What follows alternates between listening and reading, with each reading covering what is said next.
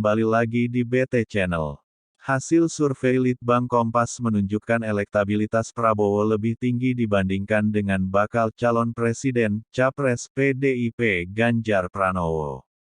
Hasil survei pada Mei tahun 2023 menunjukkan, Prabowo di tempat pertama dengan 24,5%. Sedangkan, Ganjar di tempat kedua 22,8% disusul Anies dengan 13,6%. Sebelumnya, survei LSI Denija juga menemukan elektabilitas Prabowo Subianto selama Mei mampu mengungguli Ganjar Pranowo dan Anies Baswedan. Simulasi 3 capres, Prabowo jadi yang pertama berpotensi masuk putaran kedua. Elektabilitas Prabowo selama Mei sendiri mencapai 33,9%, disusul Ganjar 31,9% dan Anies 20,8%. Sisanya, ada 13,4% yang belum menentukan pilihan.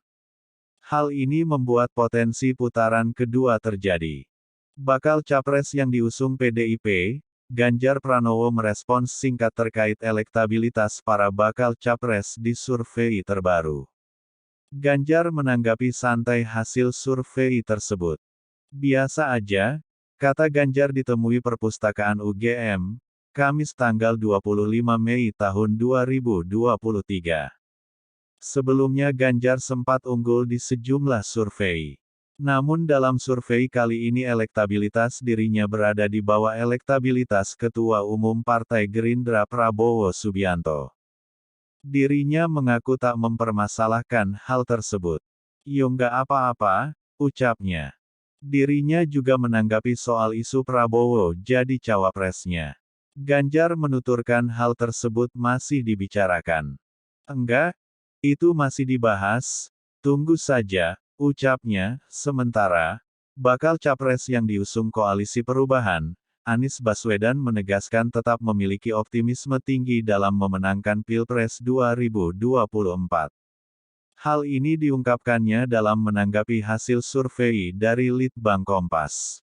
"Kalau soal optimisme tinggi.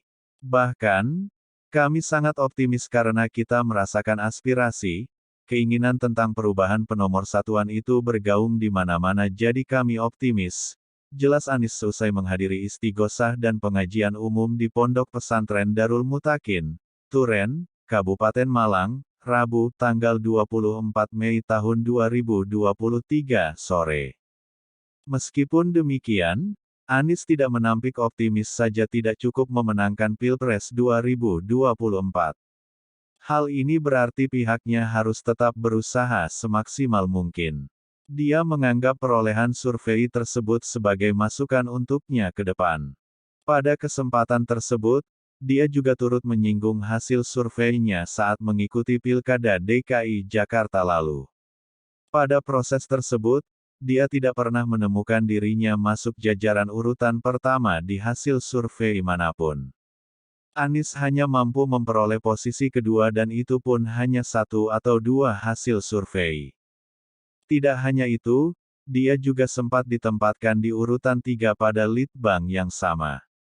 Perolehan survei tersebut jauh sekali dengan hasil resmi yang didapatkannya pada Pilkada DKI Jakarta 2017.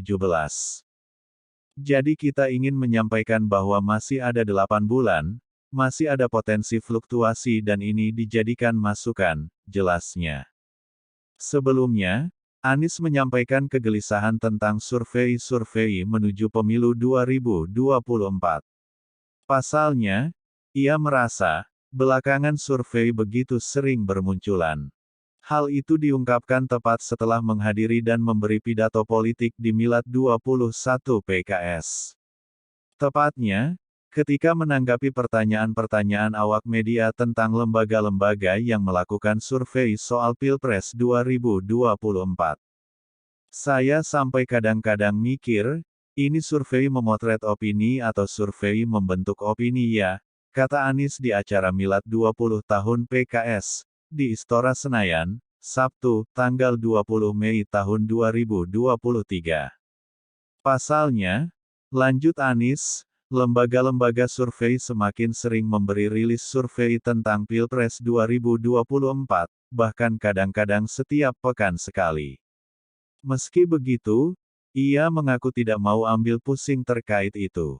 Ia berpendapat, itu merupakan hak dari orang-orang yang melaksanakan survei tersebut. Bahkan, Anies mengaku melihat rilis-rilis survei itu sebagai pemicu untuk bekerja lebih keras lagi menghadapi 2024 nanti. Bekerja lebih keras, menjangkau semua dan mengajak untuk berkompetisi dalam rekam jejak, rekam gagasan dan rekam karya, ujar Anies. Bagaimana menurut Sobat BT semua tentang hal ini? Silahkan berikan komentar dan sarannya, terima kasih.